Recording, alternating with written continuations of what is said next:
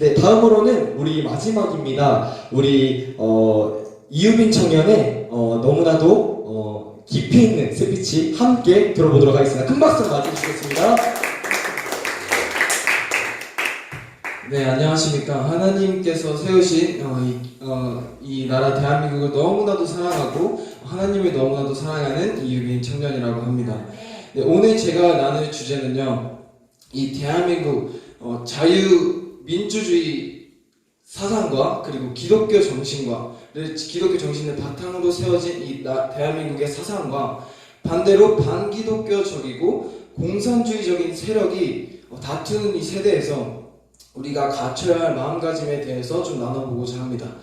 오늘날에 이렇게 두 세력 간의 전쟁이 일어나고 있는 거나 마찬가지인 줄로 믿습니다. 우리가 이 땅을 살아가지만 사실은 이 땅에서 영적인 전쟁이 엄청나게 치열하게 벌어지고 있는 줄을 믿습니다. 그런데 이 반기독교주의 그리고 공산주의적인 세력들이 이 자유 대한민국과 기독교를 바탕으로 한 대한민국을 무너뜨리기 위해서 가장 영향력 있게 사용하는 것이 무엇인가?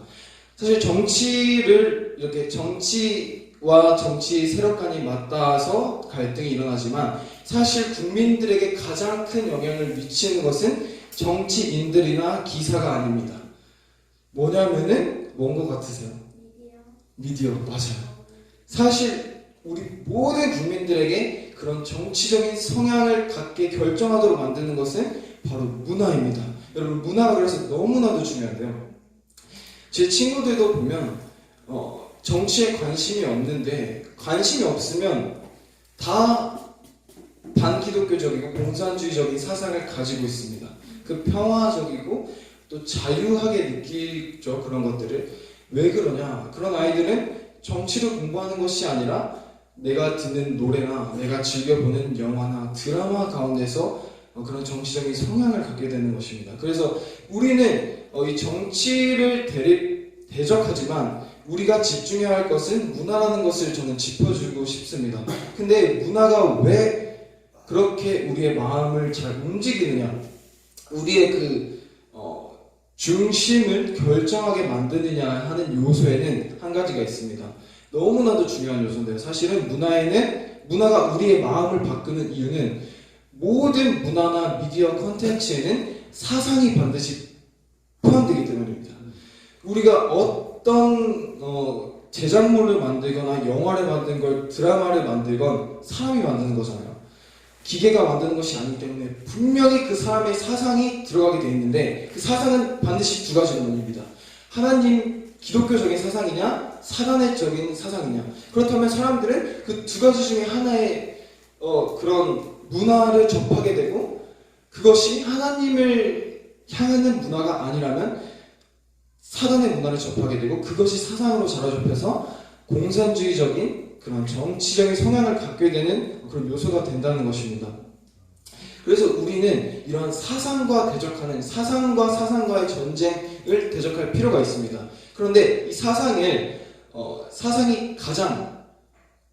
우리에게 가장 큰 영향을 미치는 이유는요, 사상의 가장 그 뿌리로 들어가 보면 그 사상이라고 비춰져 있는 것의 가장 밑에 거를 봐보면 하나님적인 사상은 우리의 자유의지를 하나님께 드리는 것으로 되어 있습니다.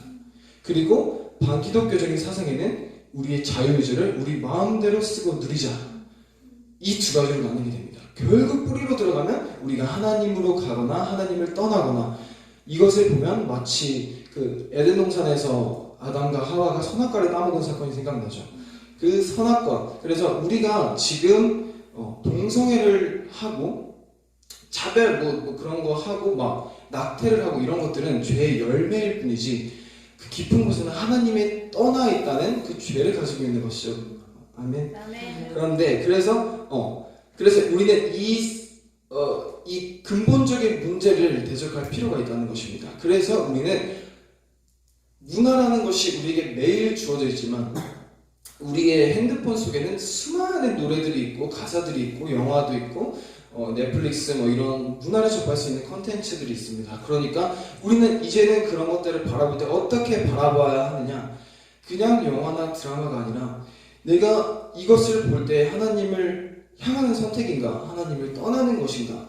정말 죄의 그 근본적인 문제들을 다루고 있는 것이 문화이기 때문에 우리는 그 문화에 집중해야 될 줄 믿습니다. 그래서 우리는 분명히 문화에 대한 필요성과 중요성을 아이들에게 가르쳐줄 필요성이 분명히 있고요. 그런 의무감을 가져야 한다고 말씀드리고 싶습니다.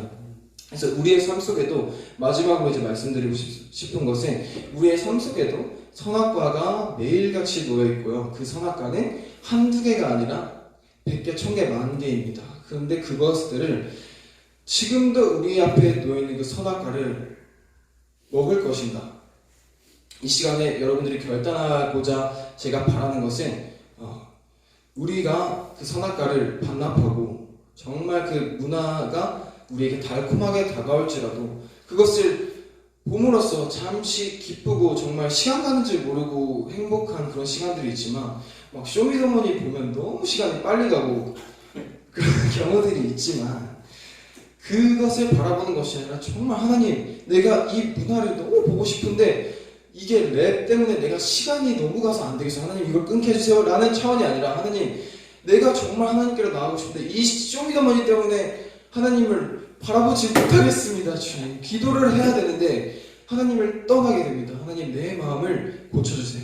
이 문화를 내가 끊을 수 있게 도와주세요가 아니라 이 노래를 끊을 수 있게 도와주세요가 아니라 하나님 내가 하나님을 떠나지 않게 나를 붙잡아주세요.